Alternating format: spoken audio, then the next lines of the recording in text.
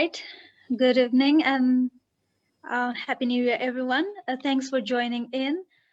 So this is our 6th webinar. So South Asia Christian Youth Network has been conducting this webinar since August of 2000. Sorry. Oh,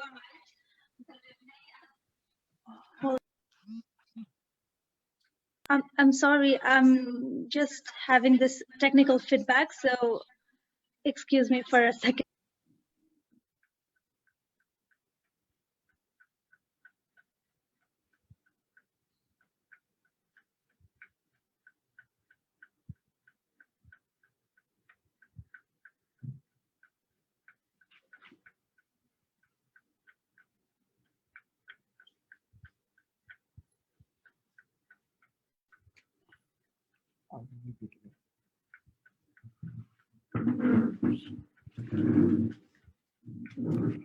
I'm sorry about the technical glitch.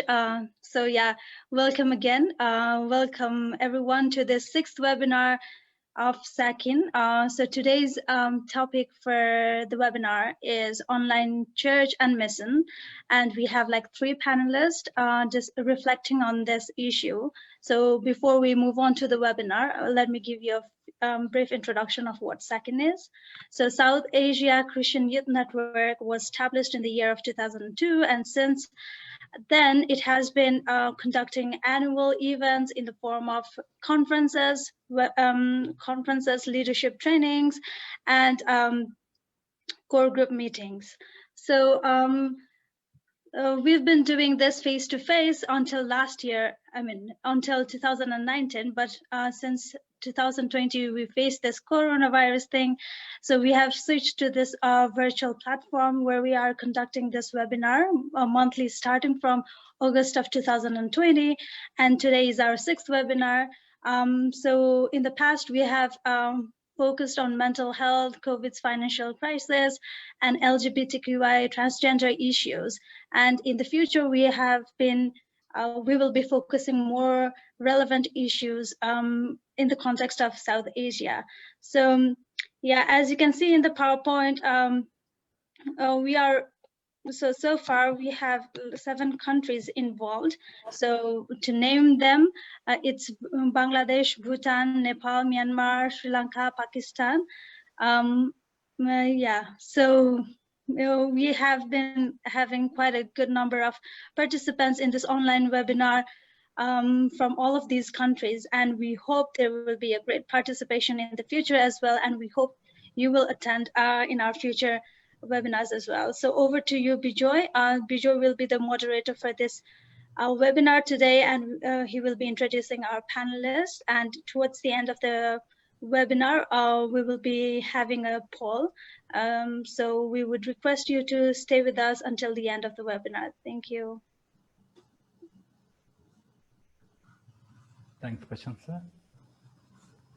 Thank you so much, everybody, for taking time to log in, and those who are watching on Facebook. It's only appropriate that we are streaming this live on Facebook because, as we said, the topic for today is online church and mission, preserving the essence in new wineskins. Religions, especially Christianity, has had a complicated relationship with the use of modern technology for worship and service. Some of the more traditional Orthodox churches and thinkers were even critical of the use of television or video or even PowerPoints, pointing out that physical presence and community was essential to experiencing the oneness of Christ.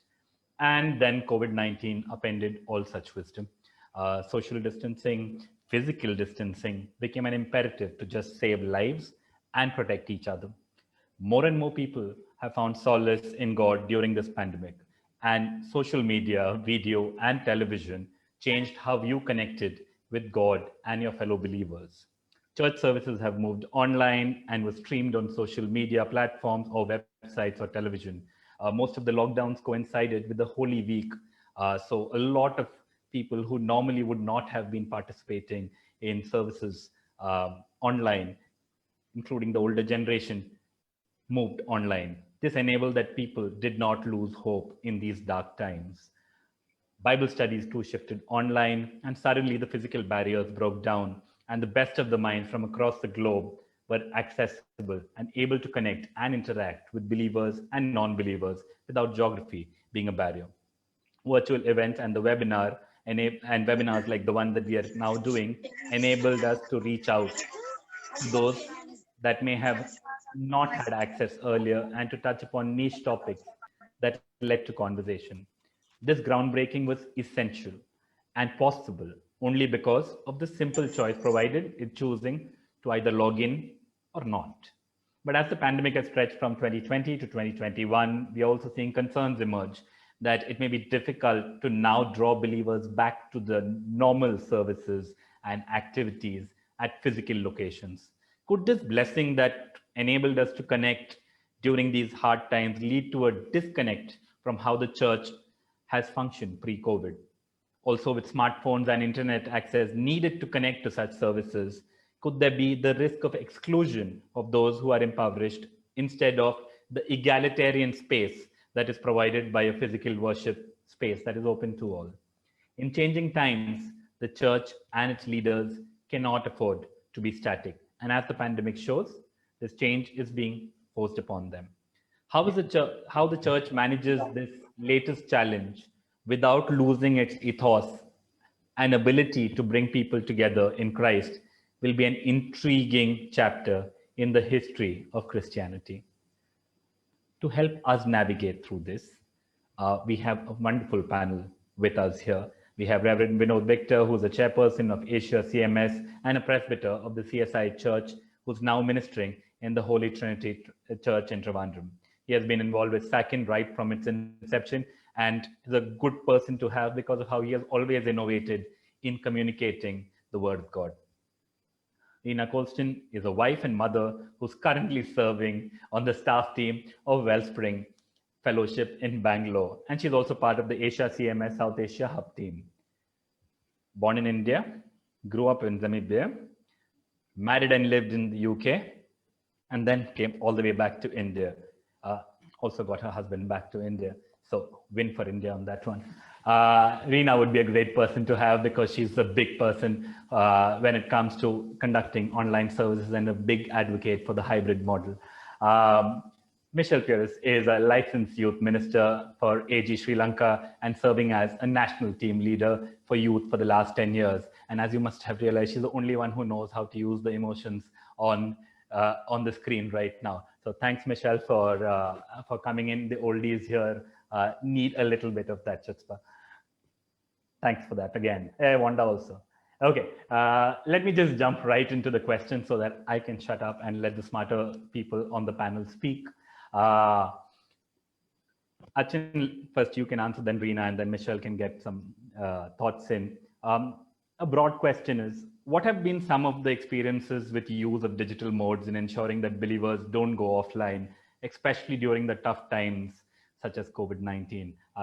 Feel free to draw upon your experiences either with worship or with spiritual organizations. Over to you, Acha. Thank you, Bijoy. Well, it was, as you said, not times that we were used to, nor times we are trained for. It was more of a compulsion than choice, where physical presence in worship became either impossible or very limited. At the same time, the desire of the people to worship was very strong in trying times. And that's the time where we experimented with this. I must acknowledge that even the use of multimedia projections in the church was not seen well by a few traditionalists. But then every crisis is an opportunity, and the wise makes the best of it. Now, what was possible? You asked us to share about experiences. What we did was, we made live streaming, digital live streaming of all services possible. So right from the day when the lockdown was announced till this day, we stopped nothing. Everything went online. We would say platforms like Zoom was used to have Sunday school. Yes, we did not have all the children coming, but those children who came, they did not miss Sunday school through these difficult times. We had a very good experience of the Vacation Bible School, not limited to children just in the church, and resource persons joining from all over the world, making it meaningful. We had regular youth meetings, regular Bible studies, and women's fellowship meetings with a regular Bible quiz happening every week because of this reality. Mission also turned digital. Even the Asia CMS board meetings, prayer meetings, all those became digital, and a series of mission engagements, including webinars. Even Sakin, we loved meeting together, eating together, going out together, but we settled with webinars month after month, but those were meaningful experiences. Though these would not be replacements for real-time meetings, we must acknowledge, as the question was put, we could ensure that we could connect to people who need to be connected at a time and age such as this, where they needed the gospel most, they needed our pastoral presence most, and they needed support most. We also did major mission interviews, publications, all in the visual mode. But I have always asked, how would have COVID impacted the church had we not gone digital? Worship is only one aspect of the church. The fellowship, we discussed this later, and how did fellowship get affected? How did our mission get affected? Now, despite the fragility and the challenges of the new wineskin, it is surely here to stay for some time, a hybrid model as which we'll talk about later. But mission through these was in fact being with the people in the margins, together in the edges. So even as one side we talk about the digital church, we really know that many of our missionaries were with real people, real time, and the church was getting pace. The vulnerable communities, the most affected communities, were also the invisible communities. So we had to go beyond the digital to them, which we did.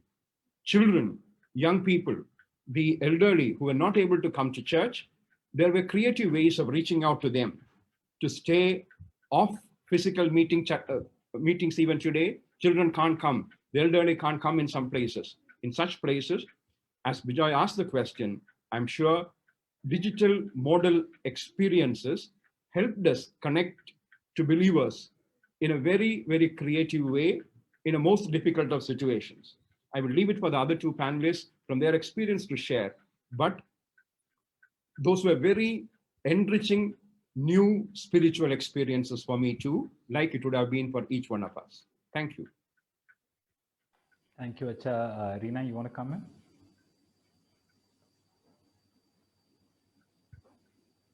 Reena, you're mute. You're muted. It is only appropriate that we had to remind someone that they're on mute on an online webinar. Great. I am now unmuted. Okay, so I just want to echo a lot of what Reverend Vinod has said, because we had to do the same thing. So we are a small city church. There are about 40 of us, and we used to gather in a hall, and then we had one room for children's church. We don't call it Sunday school, we call it children's church. But as soon as the COVID hit and we had to rethink curfew, Bangalore was hit with curfew. So what do? We basically decided, March 22nd, I think, we had this kind of decision. What do we do? So we as a staff team decided that we would just try and meet physically for that one Sunday and see how it went. So we met, we put the chairs separately, and we did, and we thought, okay, this will work. But what happened the following Sunday? It was a case of no physical meeting. So we really did just go onto YouTube, because we only have we had 2 people in our staff team who were tech savvy, and we got up to speed immediately. But the only way we could work it was to record everything. So someone in someone's house recorded the music aspect, someone else recorded the sermon aspect, and then our tech media team stitched it together, and it went live. It was up on YouTube for the Sunday.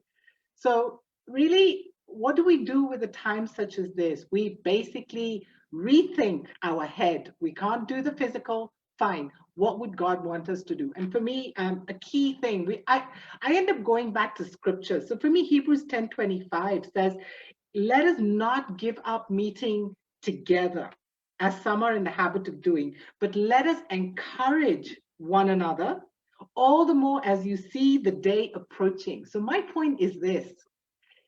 This is the point. We meet, whatever that looks like, as fellow believers, however that might be, whether it's in a physical space, whether it's online, whether it's YouTube, doesn't matter. We don't give up meeting together. And therefore, we reinvent ourselves. We think outside the box. We have to do this. But it's not just about ourselves. For me, it's also about those who are not yet followers of Christ. So for me, that's the exciting thing about going digital and media presence and online, is just that for us as a small church, we are now on YouTube live. We're also on Zoom. We have a lot of people there.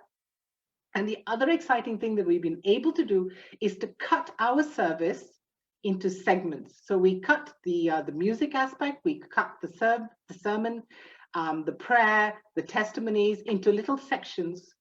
And we post some of these things on Facebook, on Instagram. And the other great thing is, if I have a friend who isn't yet a follower of Christ, and that sermon was really relevant to them, I'm able to take the sermon aspect and just share it.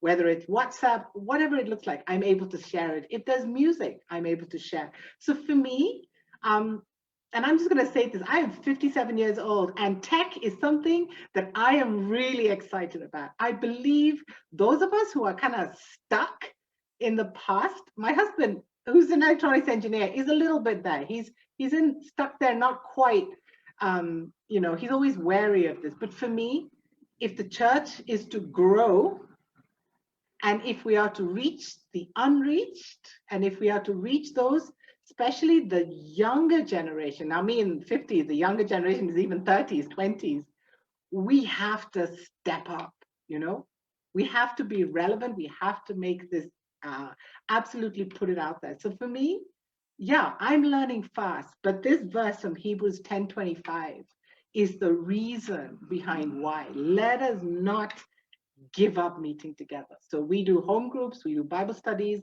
children's church, everything is on Zoom for us. But one important thing as we have navigated this is the security aspect. Now, my husband is British and holds an OCI card. So I'm particularly aware of what that means for us living here in India in the current political environment. So whenever he preaches, his face is just not there. He uses a lot of PowerPoint, he uses a lot of slides. So we do need to be aware of the security aspect of our online presence. And the other thing is, when we have children, young people, and vulnerable adults, and when I mean vulnerable adults, I mean those who have a history of, say, an abusive marriage, who have been with abusive partners, may not want to be online as much. So our church, we have a whole host of people who read the Bible, who share testimonies, who speak. We have a team of 6 people who speak on Sundays. We need to be aware of security. So when we have children, we had a nativity play that we did on Zoom, which was fantastic. But when the question came up is, do we put the children's names alongside their role in the play? We chose not to do it. We do not want to have the children's names with their faces on screen. And this goes for other reasons as well. You don't do it. And for young people, you don't do it. And if you do want to have children involved online, get parents' written permission. So for me, this is something I do believe we as a community suddenly, like Vinod Victor says, we suddenly are out there. We have to do this. We need to do it with great care. So that's something I really felt I wanted to flag to this community, is that think carefully about the security aspect. Think carefully about who you are going to put online and what permissions you are going to take. So for me, we live in exciting times, which we need to grasp and really take Jesus and make him known in any way we can. Instagram, Facebook, I haven't gone onto Instagram yet, but I'm thinking about it. And we need to do this. And so bits of our Sunday sermon, you will find us on Instagram. So they put, if I'm speaking, my face is there with a quote from my sermon is on Instagram. So, all of us have had to smarten up here, but I think it's a way to go. And I believe that the Lord is at work and moving in ways in the current season in a way that I would have never imagined. So I'm really excited, and I'm really, really happy to be here and be part of this conversation. Thank you so much. I was worried that Michelle would make me feel old. Navina's making me feel old over here. Taking forward one of the things that you said, maybe it would be a good idea for me to take out that little bit of the recording where you said your husband cannot navigate Yes. electronics, even though he's an electronic engineer, and send it to him. Yeah, it'd be a nice way to connect with him. Yeah, do. He's there somewhere, probably. Michelle, any thoughts? Any early thoughts? Yes, just to add, I just remember the first week that we went online. It was just the sermon, a 5-minute thought. That's how we started, because we were not sure how long this was going to last. And then, just like Reena said, things got worse, which are maybe not just now. I'll just give you a clue. Thanks. So things got worse by the week, and then we decided, okay, a 5-minute sermon is not gonna be enough. And then we got the music part in, we got testimonies in, we got communion and all of that to incorporate every aspect of the service in. And guess what?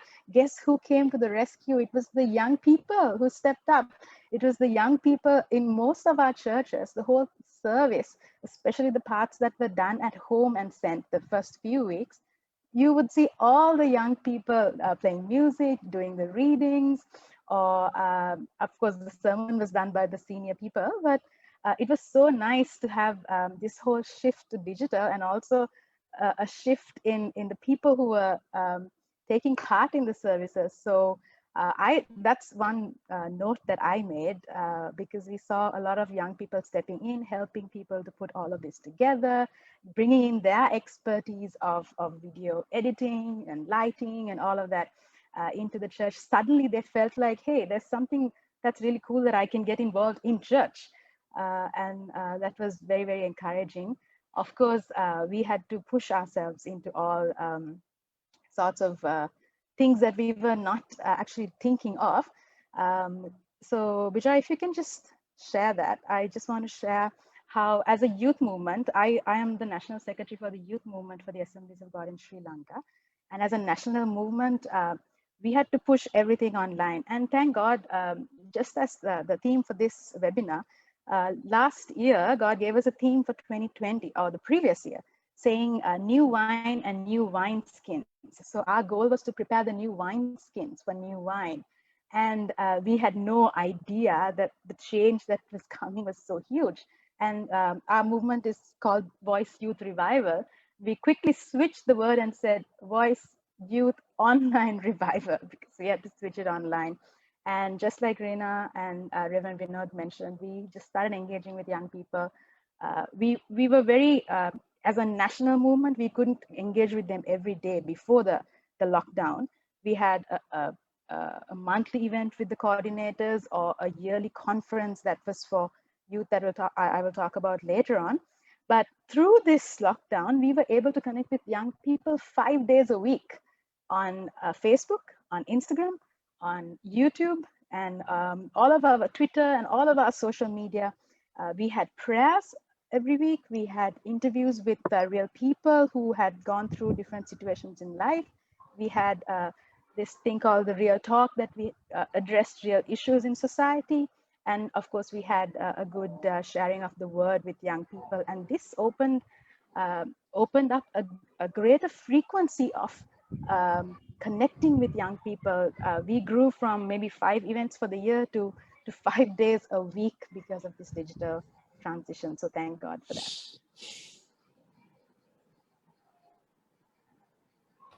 Thank you so much, Michelle, for that wonderful capture of how the youth kind of came into their own, because they felt like this is something that we can connect with, and literally using all the puns possible for login and connecting in this one sentence.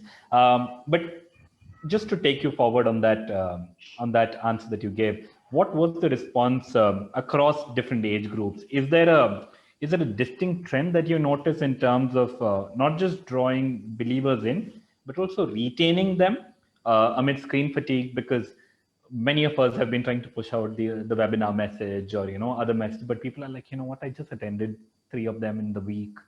I'm not sure I can do this. I have to attend service. So do you see that fatigue also coming in? Is that a trend that you noted?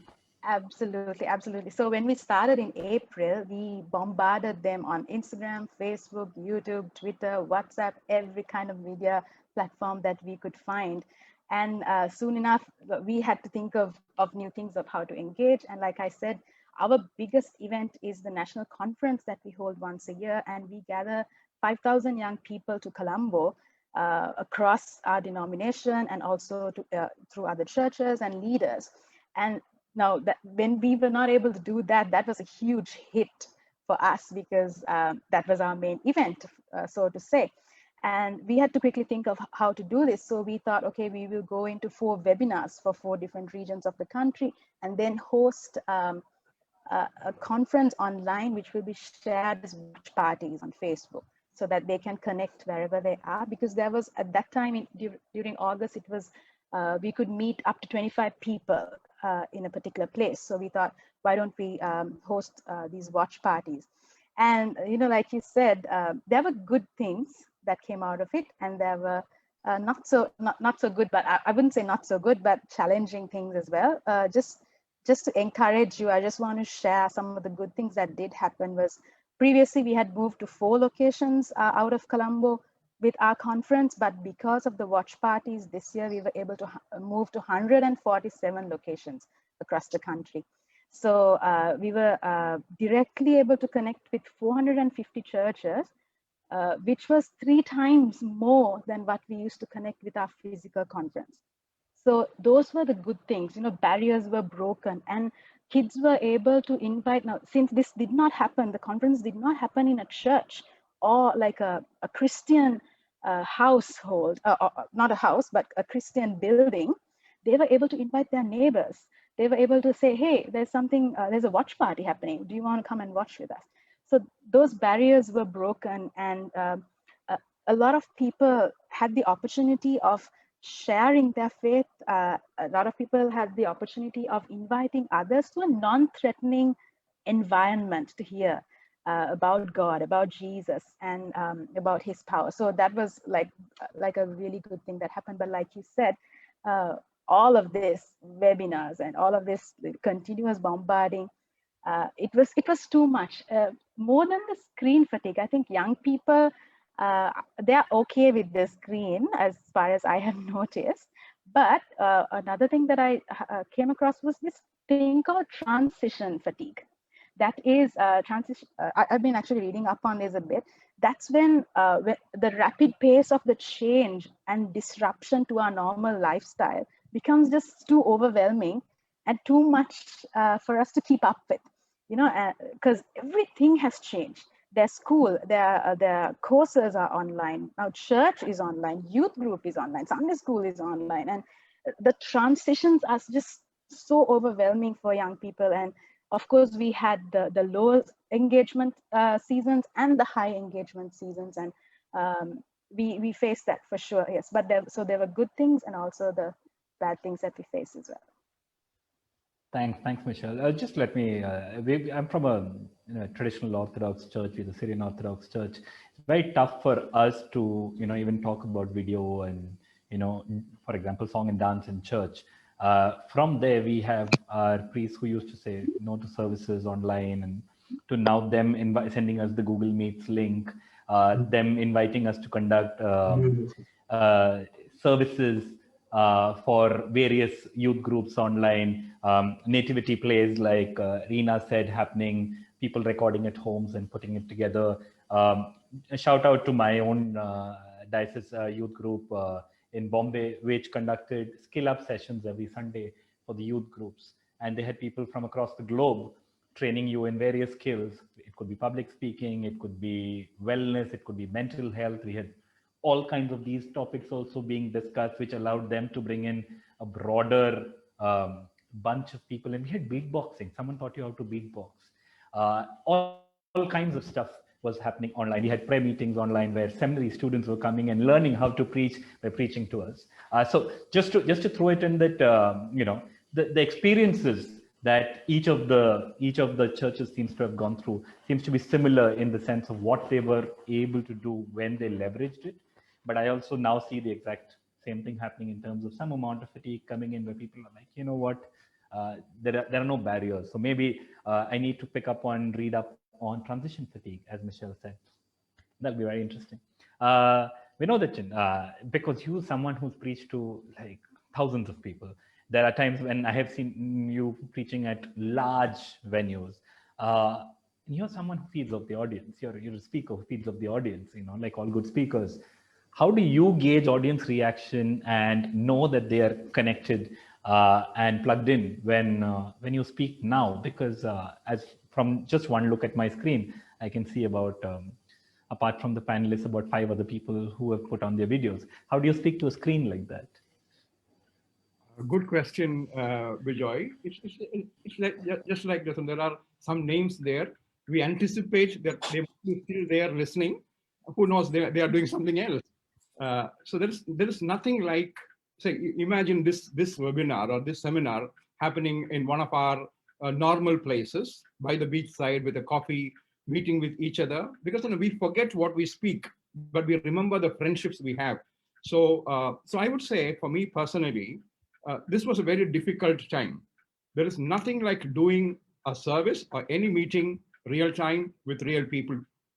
So though the digital mode gave us a semblance of the same, it surely is not the same as being physically present with each other. The initial excitement of the digital did eventually wane out. And like Michelle pointed out, when everything became digital, they didn't know how to shift from one to another. And it's none of our problem. We continue to do that since there were not many alternatives. And some of us did the mistake of just replicating what we would have done offline, online also, which doesn't work that way. For instance, there were some positive stories, but yet, if you ask me the question on response of the people, take for example, in my church's carol service, a hybrid of the real and the virtual. We said this time choir can't come in, so they beautifully did the digital singing. The readings went live, so there were real-time people. The choir went digital. It went digitally to people. But at the end of it, when we look back, the joy of the choir practices across the preparation for Christmas, the joy of singing together, and then having the sip of the coffee together looking, that was clearly missing. The other part is gauging responses and making effective services. Now, I was very, very uncomfortable with participants with their video off. If you ask my youth group and Sunday school children, I said, if you're attending a youth group or a Sunday school meeting with me, I'm not, despite the security aspects that Reena talked of, I'm uncomfortable with video off, audio off, muted people sitting and talking to a computer. That is true. I knew several would have been doing other things also.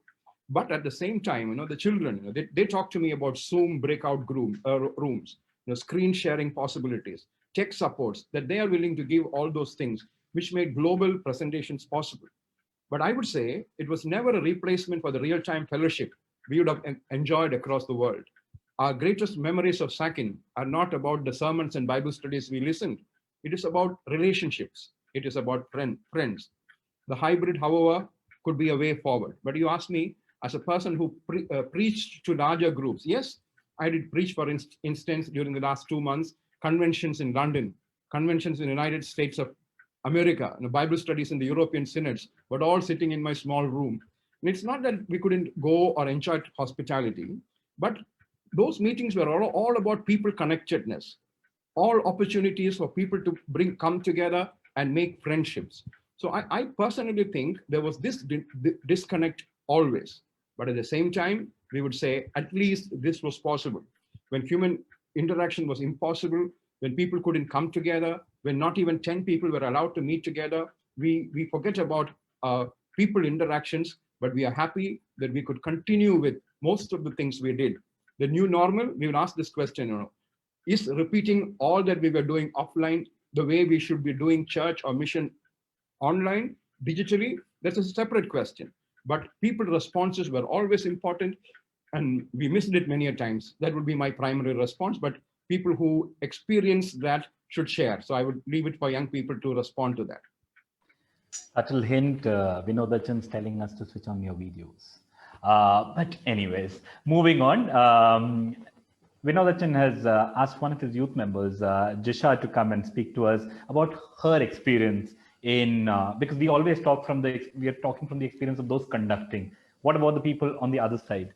So Jisha, if you can come in, let me just check your sound is working. Yes. Yeah, Jisha, Hello. speak. Thank you. Yeah, so I'm mostly going to echo what our pastor was saying, that the church for most of us is so many things. It's the conversations that we stayed back for. It's the getting together, the food, the celebrations, watching our children make friends and take their first steps in faith, and watching our parents happy and content, the music, also the intellectual debates that we had with our pastor, and making the world a better place in Christ. And therefore, given a choice, given an option, I would, like all my other friends here, without hesitation opt for the physical brick and mortar version of the church versus the digital. Even more because I have now experienced what it is like to be kept away and not have that option to choose. But given the scenario, I'm glad that we have adapted, innovated to meet the needs of everybody so beautifully. And at times, we even found it better than when things were as usual sometimes. And like sermons went on as usual. Then we had Sunday school children having their craft, music, and everything. And sometimes, we kind of had a Zoom call or a meeting, and we saw like a dull face or mine, and we would call them up and ask, what's up, and we would connect with them. So things like that were happened. And then, yeah, of course, like what we're talking about, a lot of experts from all over the world were brought in, and we had discussions about a lot of topics that weren't covered generally, like sexual health and mental health. And people from the comfort of anonymity that Zoom call would give them were asking questions more freely. And like Achin said about our digital choir, I think it was a grand success, and that we did not miss the music as much because we had the digital choir, and nobody could take away the music from the church.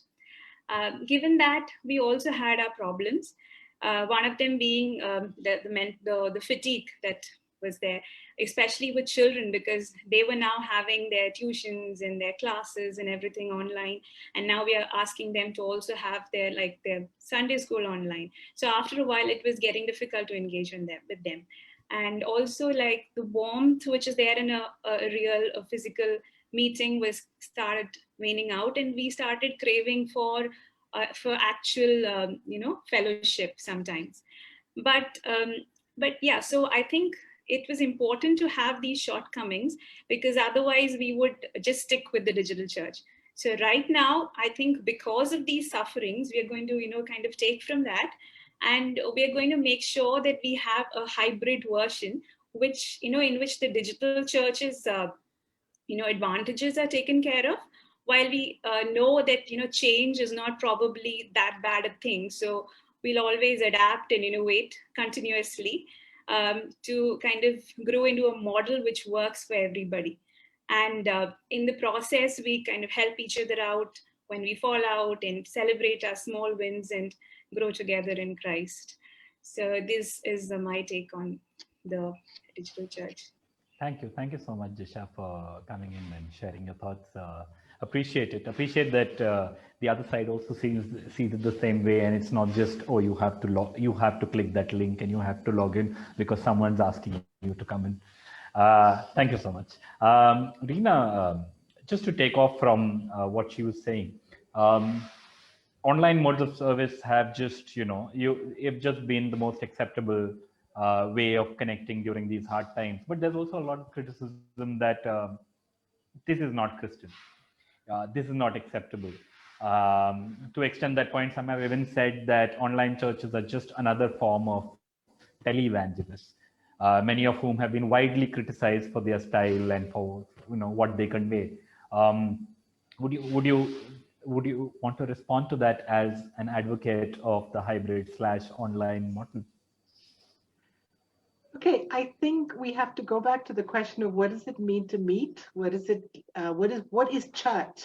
And what does it mean to fellowship? So yeah, I know this whole thing with televangelists, and I'm not a huge fan. Well, I wasn't in the past. And I believe it's not so much that they're on telly. I believe it's more to do with what they're saying, how they're saying, and then the little running tag at the bottom that says, please send your donations to. Um, I believe it's more to do with that than it is to do with being online. And we've seen that, right? We've entered this strange era where, and I remember somebody put on Facebook, what do we do with the times that we have been given? Actually, I think it was Stephen who put it up. I don't remember, from Lord of the Rings or something. And I think it's answering that question. This time has been given to us. Let's not give up meeting together. So how do we do this? How do we gather together? And therefore, I think our churches, as even Reverend Vinod has said, we've stepped up, we've embraced this online thing, even with the transition fatigue. Thank you, Michelle, for that. That was a new one for me. We've had to embrace this, and we've had to work with what we have. Now, we're a very small church, 40 of us. We found 2 guys who did tech, and we did it. Why? Because the people in our church mattered to us. And although we had been together as 40, we knew them. The relationship aspect, the relationships had already been established when we gathered physically. But what happens to new people who are connecting? There's this lovely guy who has joined us, Naveen. I'm not quite sure where he stands faith-wise, but he's been connecting every Sunday with us, and amazing, he's there. And I was like, I don't know this guy. I've never met him. I know what he looks like, obviously, on Zoom, but I've never met him. So what the lovely thing was, we decided for Christmas Day to have just 5 people in our home for Sunday lunch. Now, my heart and my husband's heart is very much for the prodigal, and it's for those on the fringes of church and society, right? So we decided, okay, who has nowhere to go on Christmas Day for lunch? So we found a couple of girls from my church who were not able to go back to the Northeast. And then we discovered that Naveen had no idea what Christmas Day was, what happened, the traditions. I was like, oh, okay, perfect. Come and have this weird Indian British Christmas meal with us.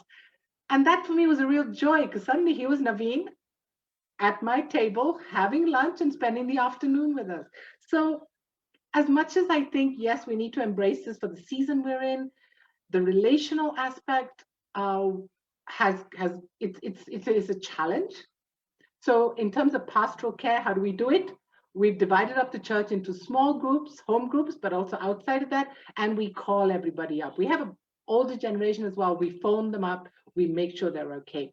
So I do think the hybrid thing is needed in some way, but we cannot lose the relational aspect. You know, for home group, the big part of home group is, hey, potluck, who's bringing what? Who's stuffing how are we going to stuff our faces with food? The cake, the dessert. I mean, we don't do that now. We've just started actually. But my point is, anything that encourages connection, relational, you know, we serve and believe in a God of relationship.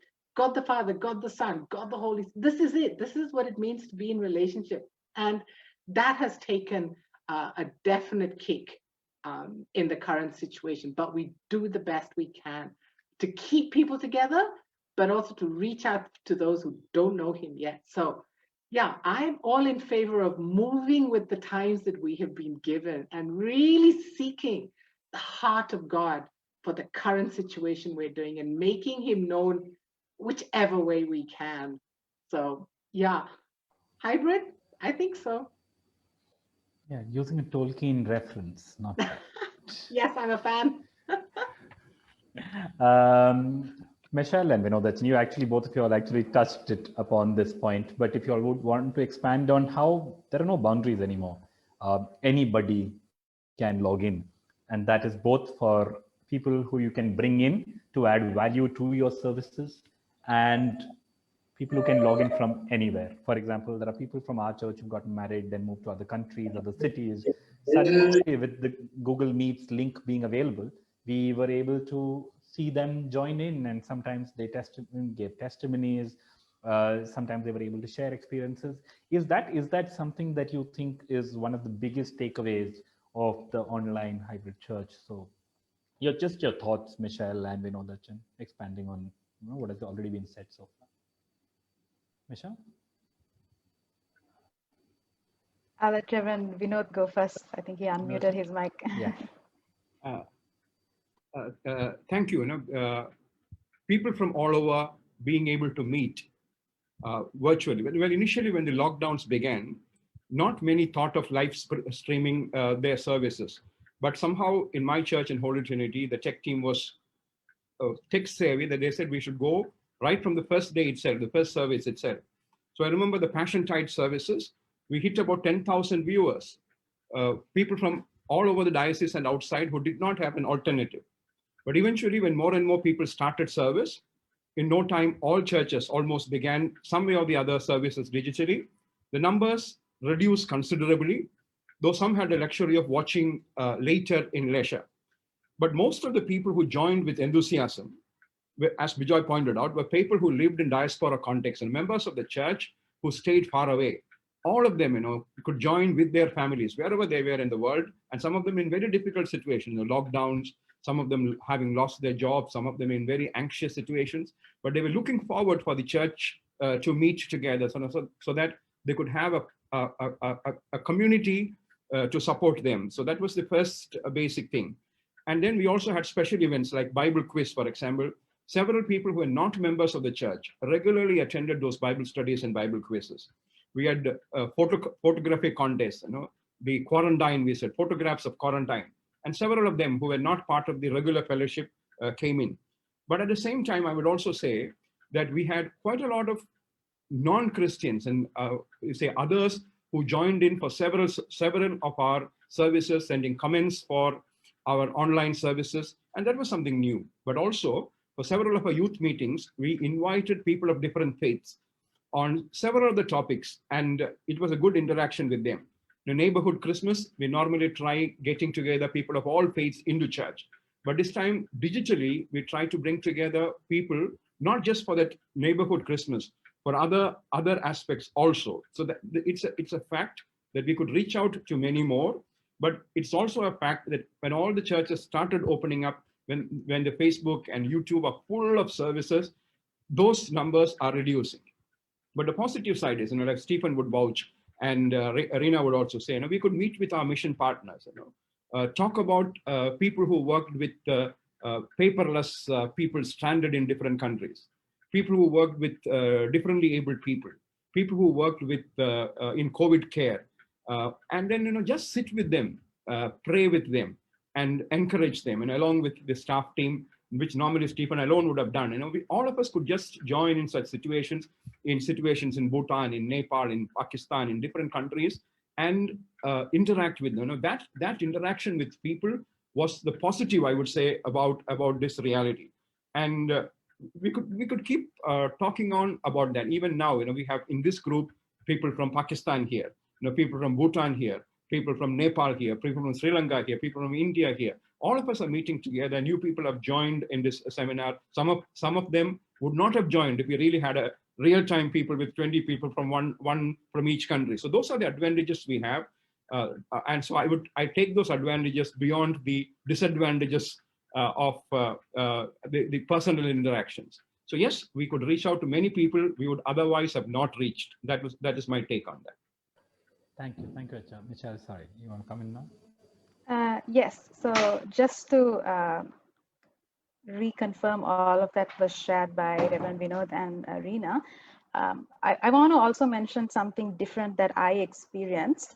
I don't know if you're going to come to this later on, Vijay, but I just want to share it now, is that some of the churches were able to put up, if I would compare, a better digital version of a youth meeting, a better digital version of a worship service, with better interaction, with more creativity. And there was one instance where one of my leaders who works very closely with me on my team said, Michelle, I want to talk to you about something. I attended this, I got this link from a friend of mine. I attended this youth meeting, and I was so impressed. They were so welcoming, and I knew where he was going with the conversation, and then I found he was really open with me, and he said they wanted me to join their team and help them move forward with their ministry. But I wanted to really talk to you because I have made a commitment to your team and how to move forward. So we have to be aware and also talk about things like that can happen. I mean, think about a rural setup where a small church that is not able to put up all the digital show that another church in the city may be able to put up. Think about how they will lose young people. I mean, I'm all for opening our doors to anyone who wants to benefit, but is there a fine line where we can really decide on what is really helping? And are we really aware of the others? I mean, I shared with you all the things that we bombarded social media with as a movement, but in our attempt to get everything out there, were we kind of shutting down other people who didn't have the same capacity to move forward to those platforms? And what were they feeling looking at everything that we had to offer as a movement? So these are things that we need to be aware. We need to think about our neighbor. We need to think about others. We need to think about how even our digital presence is not going to affect them in a negative way. So that's just one thought that I want to leave behind. Talking about boundaries, that's why I wanted to bring that in. Oh, very interesting insights on that one, Michelle. Thank you so much. One more thing, because we were talking about differences. One of the things that Vinodchan spoke about is people giving testimonies from across. We had someone sitting in a COVID center, and we were all praying for that person. The person joined in from the COVID center, and there was a service that happened, prayer service that happened there. Those are things that you would never have imagined, right? That person is lonely out there for the next 2 weeks, and something like that is beautiful. What you're able to do there is beautiful. Thank you so much for sharing that, especially Michelle, the point that you made about rural churches and the slightly better looking services. It was very interesting. Thank you so much. Reena, just wanted to come back to a couple of points. I think in some sense Michelle kind of hinted at it, so let me go into that point. There has been some worry about whether churches will ever be able to bring back those who have now just become accustomed to, it's comfortable to handle the online worship and the service. Some churches have cancelled their online worship so that they can draw people back into the churches, especially where lockdowns have already ended. Is that the only way, or do you still believe that the hybrid model still has a choice once the physical church comes back? I think we know that Chen also spoke about how the numbers started falling after a point. So Reena, any thoughts on this? Yeah, I think we as a church, our church is called Wellspring, and at the last staff meeting, we were just beginning, because people are getting itchy. When can we meet? When can we gather? This itchiness has started within our congregation. So we are thinking now that we're a little freer, we can meet. How do we meet? Is it wise to meet? So do we go back to what it was like? No, I don't think we're ever going to go back to what it was like in some ways. And I can understand churches where they've taken down their online presence in order to fill up their churches. Is that going to happen? I think we wait to see. But I do think we can somehow do this, where we can meet physically, but at the same time, live stream, go online with some aspects of it. I think it is a way that we do have to go. But at the same time, I like what Michelle said. We need to be aware of the rural congregations that do not have Wi-Fi, that do not have connectivity, because even as Stephen and I connect with our co-mission partners, a lot of them in rural areas, we notice the connectivity issue. We just can't connect with them. They start a meeting and then it drops. It is the reality. Or they have one small smartphone, there's 8 of them sitting there and getting some kind of training or just meeting. So as much as the urban cities and those of us who have connectivity, we can meet, want to do this hybrid. And I think it is the way to go. We have to be aware of those who cannot connect. We also have to be aware of the older people that physically cannot navigate Zoom or other platforms that we are using. We have 2 people, and I tried to get them on training sessions for Zoom. I'd connect with them and talk them through. Uncle, that button, can you hit this? Oh, no, Reena, I can't do this. Now, my heart goes out to them. So the way we've had to do that is make sure we phone them. We have little WhatsApp conversations, but they've really struggled with Zoom.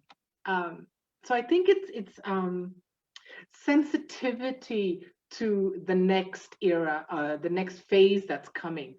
Not that we just say, oh, we always used to do it like this, we're going to go back. I don't think we can do that. For me, there's also a financial aspect to this thing that when you're physically in a church, you're giving money, you're putting money physically into a bag or a pouch, and that's it. Now, online transfers. That's taken a hit for a lot of smaller churches. So they've closed. So how do you do that? If you have a church building, now in the UK, a lot of you have seen these amazing structures, these cathedrals. They are costly to maintain. So can that, now this is where I'm gonna throw it out there. Can the money that is used for the upkeep of these structures be put to better use? Can we train rural pastors? Can we actually take that money and fund mission agencies to go to the unreached people groups that I have no language skills, okay? My conversation is English, I can't. Can we actually take people and reach the unreached with the money that is used for upkeep? Some of my friends in the UK are really upset because these churches have been turned into pubs and restaurants. And I think there was even a story of a mosque. I'm like, okay, there's other ways of church. So I do believe we need to work out with great sensitivity, listening to the heart of God for his people in a season and how the Spirit is leading us to gather. To me, that's what it is. It's about gathering to hear what God is saying, to meet the needs of the people that gather, but also to then reach the unreached. We as the church are not here for ourselves in a lot of ways. We are here for the people who don't know Jesus yet. So however we can facilitate that is the model we need to go for. I don't think we can stay fixed. I don't think we can say, this is it. Because what works for me in my little 40 group of people may not work for Reverend Vinod, may not work for Michelle in Sri Lanka, or, there's so many people represented on the screen. It may not work for them, but we cannot in any way neglect those who do not have the connectivity, because they matter to God as much as I matter or anyone else on the screen matters, and we do need to take them into consideration. So for me, yes, hybrid, move it forward, but move with sensitivity to the Spirit of God's leading is critical. Okay, sensitivity. That's the takeaway from that. The next phase of transition that we're going to undergo. Before I ask Vinodachan the question, there's a chat box open. Some of you have been kind and already started putting in your comments and questions there. Feel free to drop in comments, or if any of you all would like to ask the question, please raise your hand. Please use the raise your hand function, and we'll be happy to unmute you and let you ask the question. In the interim, let me just ask Vinodachan the last scheduled questions. After that, I'm going to hit the audience questions here. Let me just bring up that point that has to be asked after what Michelle and Reena have already said. That sensitivity bit. Are we paying attention to the fact that a lot of people need internet and smartphones and good functioning spaces, or even houses where they can switch on the video? Lots of people don't have those. Does the online church further expose the differences among believers with those who have smartphones and good data connections, while there may be others who just don't have the same luxuries? Does that lead to an additional divide? Vinodachan, what's your sense? Well, the additional digital issues, Bijoy, are not just on the data. The challenges of the digital church, that is something we should really look at when we continue this discussion. One, of course, as Reena pointed out, is the data haves and the data have not. The data accessible and the data inaccessible. It's defined by the locality where they are. Sometimes by status. Some people find it difficult to even to manage a 40-minute Zoom link. age, as Reena said, sometimes the elderly, sometimes even the middle-aged, not tech savvy, saying no, not for us. So it is in this situation, it is a fact that we have excluded several people, and even those who have data, who have resources, they are not tech savvy. So there's quite a lot of people who are being missed out in this digital world, digital church, and sensitivity of inclusion is something that we should be there. And also there are quite a lot of vulnerable people, challenged people whom we totally exclude, when we talk about a digital church. So that's where we should be very sensitive about those excluded. So digital exclusion is one thing. Michelle pointed out, the digital fatigue. With everything going online, especially children, young people, they say, oh, not the church also. Unless you are able to really connect to them, make it interesting to them. They said, we don't really want to do school, friends, and the church also online. So how do we handle this transition? How do we handle this fatigue? Is something we should address so that we include our children and young people into this discussion.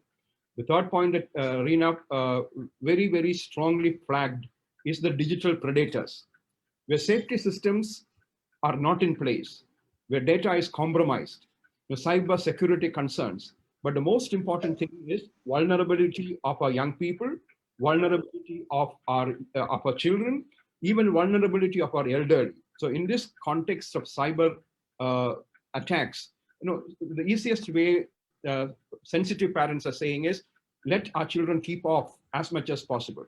For example, take now WhatsApp, Facebook buys. Now Facebook, not children below 18 cannot join in. Now they are saying, if you want to continue in WhatsApp, you have to sign in to some new Facebook mechanisms, which means all our school groups and the data of all our school children are going to be compromised. It's very, very simple as that, though people would deny it. Now, digital addictions. This is another reason people try to keep them away. Cyber luring, screenagers, the alternate sites, the dark web, that is creating difficulties even when services are held. We are not saying we are excluding those people in the dark web, but we also see young people and children being lured into that, and that's stopping some sensitive parents saying, please be careful with whom you interact, how you use your data, how you use your video. The other aspect, of course, is digital reimaging of the ecclesiology, as Reena rightly pointed out. Is it going to be the buildings for the future?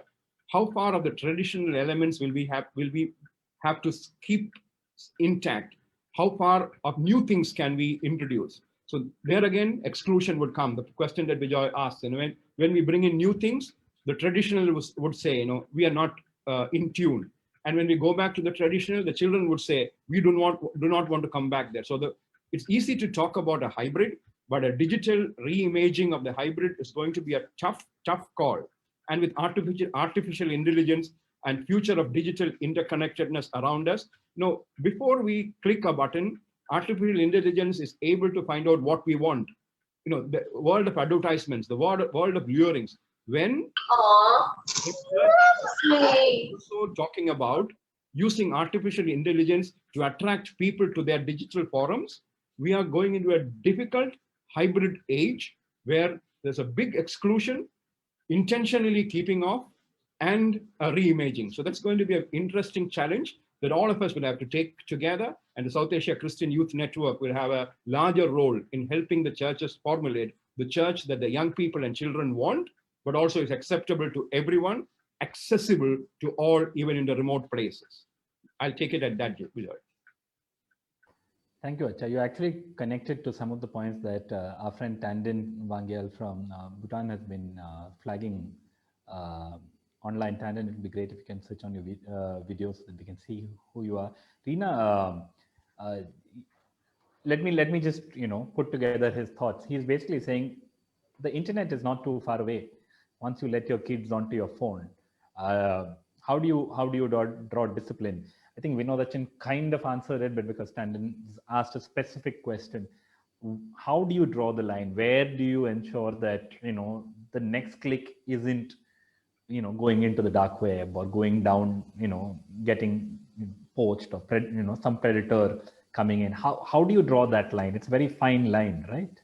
You're the one asking them to log in the first place. Yeah, absolutely. And this is the challenge. So my children are 22 and 19. So we were kind of, when they were here in India with us, we had to monitor them quite seriously. We've been in India now for just over 10 years. So the beginning of when my son would be, and he's very techie, he's very fast on it. And so I think practically speaking, the dark web exists. It's a dangerous place to go. What do you do? Well, the first thing, practically speaking, you go on your children's laptop and you set all the parental controls that you can get your hands on. And you take responsibility for them. Don't tell them to do it. Just because you don't know how to do it, learn how to do it as parents. Take responsibility. Set parental controls on their phone as well as laptop. You need to realize how many devices do they have? Do they have an iPad and phone, and are they on their laptops? Set up parental controls as much as you can. And the other thing is they have 2 sets of Instagram, one that is visible to the parents and one that the parent has no idea about. Multiple levels of everything. Be aware of this. Get to know your children. Have these conversations with them. So when my son was on his laptop and playing some game, I stood right behind him. I'm like, hey, Sam, what you playing? I made it my business. Okay, I'm just like that. Okay, I get to know this. I stand here and I say, what are you playing? Who are you playing? What's going on? I get into my children's business. They didn't like it in the beginning, but I explained to them why.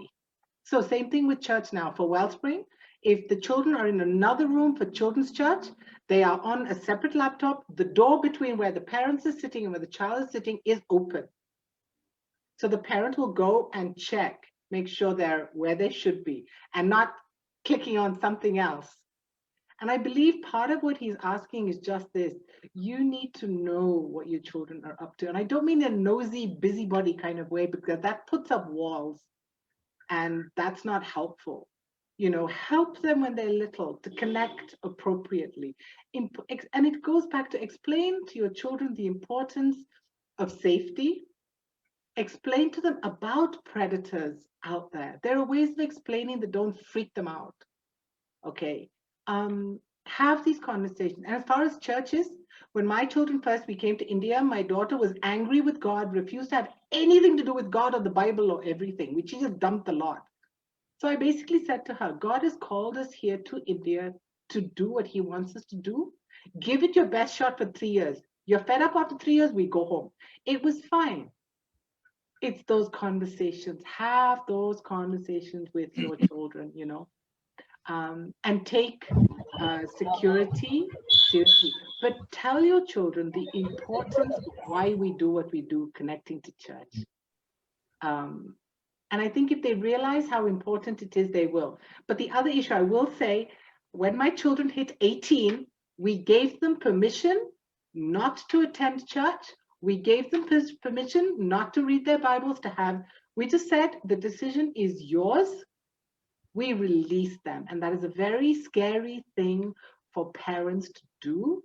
But may I just say, think about this. And when I mentioned this to somebody, they said, oh, you have a white husband. You're just a funny Western person. You know, you're white in your head and brown on the outside. I'm like, yeah, okay. But at 18, I have 2 children who are independent thinkers, who are highly intelligent, and really they know their Bible and they know what's required of them to commit to Christ. And they were not ready at 18. So we released them. So my thing is, yeah, the scary thing is let your children find their way to Christ. Be there, but they have to make their own decision. I only came to Christ at 28, and that's old, you know? Sorry, I don't know if I answered your question, but I hope that was helpful. Vijay, Tandon is there. We could hear him also. Yeah, exactly. That's what I was about to say. Tandon, would you like to say something? Yeah, I think it was quite an encouraging answer. And I think as a parent, we really come across this digital challenge because, you know, children are very smart. You know, for an example, I'll give you a context of example because when a guest comes in your house and you have not given a gadget to your children and they can induce you so easily at the time. So just to pamper them, you end up giving gadget to them. And that has, you know, developed the syndrome sometime to control the children. And I do struggle because I have 3 boys and my these days they have this Clash of Titans and all the games. Even you do not know all those games yourself. And the children has become too expert than you, in fact, in even terms of gadget, Sometimes you ask help from them, can you teach me that? So I think my only question was that, I think as the speaker has rightly pointed out, where do we draw the thin line here to bring a discipline? And I think I realized that the communication is so important. There's no way we can shun the gadget from the children. There's no way, we cannot do that. It will be impossible, next to impossible. If any of us say that you will not give the gadget to our children, that's way out of the context now. We give them, but I think the speaker rightly pointed out, there is a communication that we have to bring in a context to say, okay, this is how it is. And I think these are the parameters I think the speaker pointed out, and it was very great. Thank you. Unfortunately, Joy, can I just add something? Go on. Just to reply to Tandon a little bit, I think the other thing that I'm seeing a shift in is parents really being frightened to discipline their children, to say no to their children. There is a culture and a climate that is emerging. And yes, call me traditional, but I still believe as parents, I have the right to say no to my child.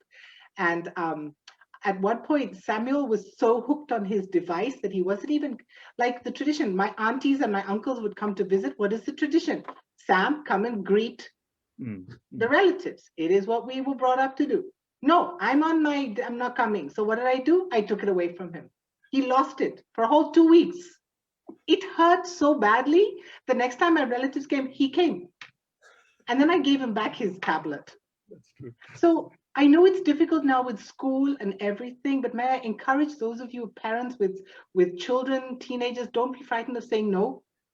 For my daughter, if you wanted to discipline her, you grounded her. You did not let her go partying or go out with her friends. We did it. With my son, you took away his gadgets. Okay, he's studying computer science now, so he's 24/7 on a computer screen. Hey, but that's his choice. But as parents, let me encourage you, play the games with them, Tandon. I played silly war games with my son. I didn't understand anything, but I played with him. But say no. Be courageous, because as parents, I believe there's a godly, there is a reason to say no to a child, because for their own protection, because you love them. God out of love for us says no to us. He doesn't give us everything we need or want. So please, you are parents. Take those decisions for the sake of your children and their well-being. Thank you. Thanks so much, Reena. I think there's a problem with you speaking today. My wife is listening in, but the outside my dad's listening in. I'm not sure which messaging is going to whom at this point of time. Anyways, Salgo's asked a very interesting question. It's the reverse of what I had actually mentioned. Salgo, if you can unmute yourself and actually ask the question, I think it will be better. Yeah, hi everybody.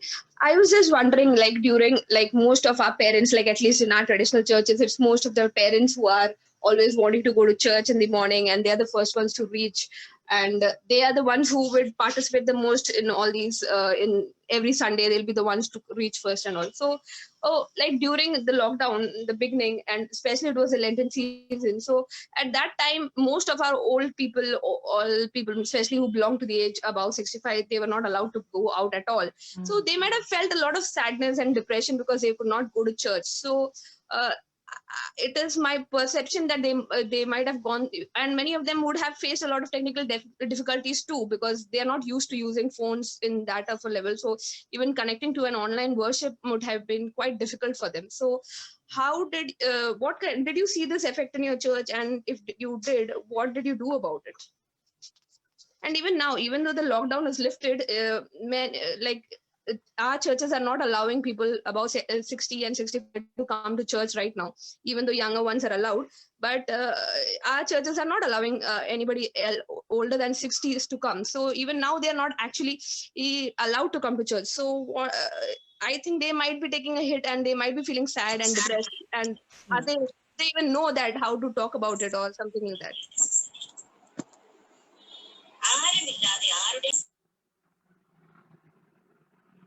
Sorry, Yeah, there was thanks, some. Vijay. Yeah, thanks, Salgo. Sorry, there was some aberration in between. Vinodachan, do you want to come in? Yes, and this is a very important challenge that Salgo has put before us, because we were told, right from nobody could come, and in that time also, in houses where there were no young people, and there were only elderly people, they were the most affected.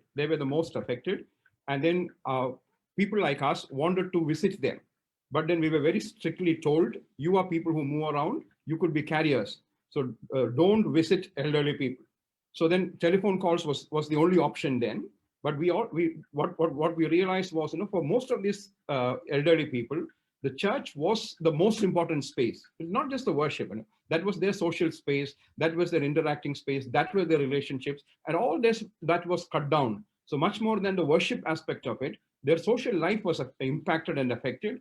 And people, some of them continue to have that difficulty even now, because even now, officially, they've said people above 65 years cannot go. But then now more of pastoral visits are allowed. But in my condition, what has happened was I saw many of the elderly people first coming outside the church. They said we are not allowed to come inside. But then they stayed at under the trees and under the classrooms and was part of the service.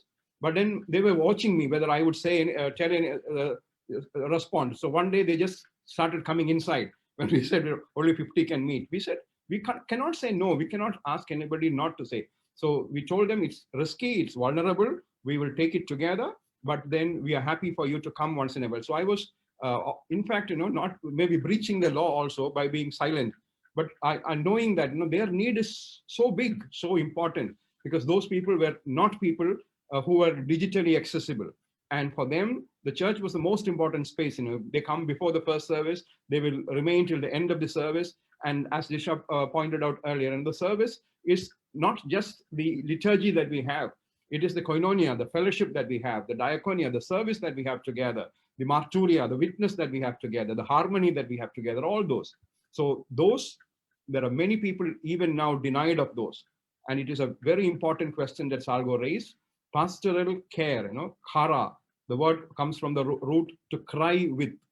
And there are several elderly people crying with, but there's nobody to cry with. Earlier, at least the pastor would say, and now the pastor says, this is the best excuse the pastor has ever had. You're not allowed to come. So if you just get off that excuse and allow young people to go, and something that our young people have done is some people who are just lonely, they've asked one or two young people to go and make the service available digitally to them in their own smartphone. And some of those elderly people have appreciated that much. So we are still in the hybrid, still we are told elderly people cannot come. And therefore that's a very important challenge, Salgo. We have not found a solution, but we are trying our best to reach out to our elderly who are missing much more than worship, who are missing church and missing the entire fellowship that we used to have. And when we rethink about the hybrid, we should really think of how to connect to them, how to care for the elderly, how to care for the excluded, not just the elderly, all of us, the physically and mentally challenged people, all those people, how do we care for them better? So this is also a learning lesson for them. So that's why I wrote in one of my newsletters saying, this is the Jubilee time, the rest period, where you should correct your wrongs. And one of those wrongs is insensitivity to the excluded. So you should learn how to be sensitive digitally and real time to the excluded people much more. So I see this as a learning time, and thank you for that question. Thank you, Acha. Thanks, Salgo. Sorry, if I can just squeeze in one last question into Michelle, actually.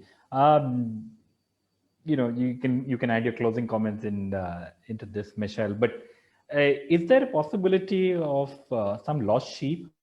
Because it's so easy to switch on and then leave it on and not actually participate. Is there the risk of lost sheep, especially among the young? You spoke about transition fatigue, but is it just that, after a point of time, familiarity also breeds contempt? In the beginning, when you stood up for worship, you would have gotten ready and gone the whole hog. Today, you just switch it on, you just click on the link, and sometimes you do other things. Sometimes you check another app. So if I can just bring all of this into one large question, maybe you can, any other thoughts that you have, you can bring in here, Michelle. Vijay, I'm just going to switch my video off because I'm having a little disturbance sure. in the network. So I don't want my audio to be disrupted. Yes, what you said is absolutely correct, and especially with young people, because we are multitaskers, you know. We like to do 2, 3 things at the same time, and this is the perfect excuse to do that during church. Of course, I mean, I remember going to church as a teenager. I would listen to the sermon, but I would keep checking my phone as well, you know, when at an angle when the pastor can't see, sometimes on top of my Bible. But other than that, now that, you know, we have so many excuses to give as young people, and I'm including myself in this when I say we very deliberately. We can switch off our cameras, like I just did, saying there's a network issue. I mean, that's real. I'm not taking you all for a ride there, but just saying. And you can always have an excuse saying my connectivity is not good, the weather is bad here. You know, these kinds of things that young people are very smart. They're good at multitasking. So you're absolutely right. There are instances where we will have people not really listening in. So as conductors or as facilitators of these online programs, we need to be able to come up with a system where we can get them to respond in a particular way. Maybe not with their video, but maybe firing up the chats, maybe having them questionnaires during the call, or having a follow-up call afterwards and saying, hey, why don't you just tell me one thing that hit you during the session that we had today? That's what we always do with our groups. And also the other thing, excuse me. Sorry, 1 second. Yeah. Is there some sound issue? Yes. Right, because my husband is also on a Zoom call and he's sitting next to me. Sorry. I was trying to figure out who to unmute. Yes. So the problem of all of that coming in and having this whole thing to deal with, and also, like I said, we need to create spaces where young people can still respond to or be vulnerable. Like for instance, when we have a physical event, we say, if you need prayer, would you raise a hand or come forward? We would like to pray for you. How do we create that kind of a response through our digital experiences, or through our digital meetings? So we need to think about ways like that. A webinar that I attended, one of the leaders was like, we need to create those vulnerable spaces for young people to say, hey, I need prayer. Hey, I'm struggling with something. So we need to think of that aspect as well. I hope that brings some kind of an answer to the question you had, Bijoy. Thanks so much, Michelle. Yes, just one thing, in closing, we heard this a lot discussed today, the hybrid, bring in the hybrid, we are for the hybrid, and that's true, and I'm there as well with all of you. But what does the hybrid really look at? I had a meeting with my media team yesterday, and this is what one of my young people said. She said, we don't want a service online. Said we can go to church for a service. We can go to church. We don't want the same thing replicated online. But we want to see something different now that they have tasted this whole online thing. What she was saying is like, now that we can use this space to engage with young people, let's come up with programs that we can do other than a church service, while we all come to church for the church service, and just like Jisha said, have that fellowship, have that interaction, have that relationships back again, and then not just neglect this online platform altogether, but use that for more specific groups, for more specific topics, for more specific interaction levels. How can we navigate through that and use our creativity not to replicate church on media, but now that we have tried both, come back to church, because I totally agree, we can never replace meeting together with an online experience.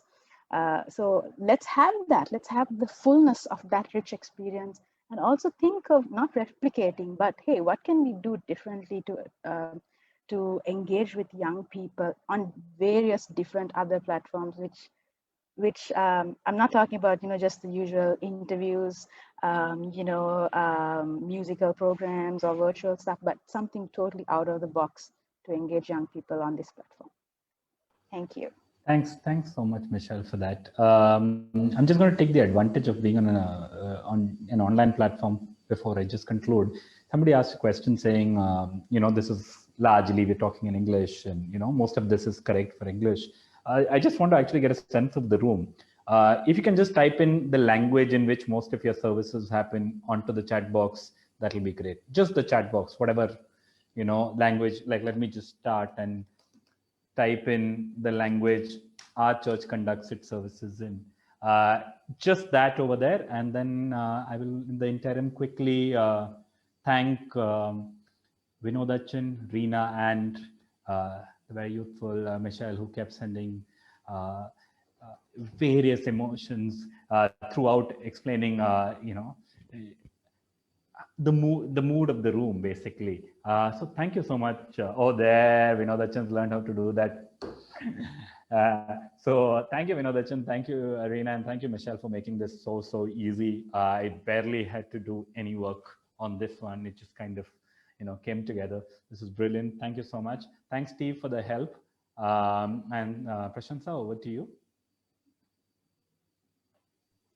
Yeah, thank you everyone for the wonderful session. I really enjoyed hearing from different churches, different contexts, how this online mission is going on. And also, although there are like many challenges, there are also many advantages, especially in this COVID context when physical contact was almost impossible. This online platform has been of a great help. So although it's not a replacement to the physical meeting, this surely has been a great way to keep in contact with one another. And I also think, this online mission is something that our churches in South Asian context has been mostly hesitant about to start up with. But then I think this COVID has been a wonderful opportunity. It has just pushed us to start up with this new avenue. And I guess this is a perfect time for us to reflect on how we can be more sensitive and how we can use this medium more effectively in the future. So thank you, everyone. Thank you to our wonderful panelists, Reverend Vinod Victor, Michelle, and Reena. So we have come to the end of our webinar. We have a poll of around 5 questions. So I would like to ask all the participants to please attend to these questions. So this is just a feedback on how the webinar went. And if you could just give us your response, it will help us to reflect and make the other upcoming webinars more effective, more beautiful, maybe. Yeah, so please attend to the questions. And also in the meantime, I would like to inform you that our next webinar is on the 6th of February. So first Saturday of each month. So we will be focusing more on dating in Christian context. So that will be our topic on February, the month of love. So we have especially picked up on that topic. So we would really love to see you all in the upcoming webinar. We will be sharing our details in our website, on our Facebook page, and also on WhatsApp to all the second alumni. So please stay in touch. I hope the poll is showing up in your pages. Yes, it is. Yeah. Sure. Yeah, I will be. Sorry, one last thing. Thank you, Jisha, for sharing your thoughts. I put it on chat, but thank you, Jisha, for joining in and sharing your thoughts too. Sorry, thanks, Prashansa. Yeah, so we have given our website details in the chat box, and also we will be leaving our Gmail address, so you can reach out to us anytime. If you have any other topics that you would want us to cover, we would be really happy to hear from you as well. So thank you so much everybody for being such a wonderful audience. You're welcome to log out. This is at the end of every webinar. If you can stop the FB live, then we can kind of, anybody who wants to chat can then open up and do it. Prashansa?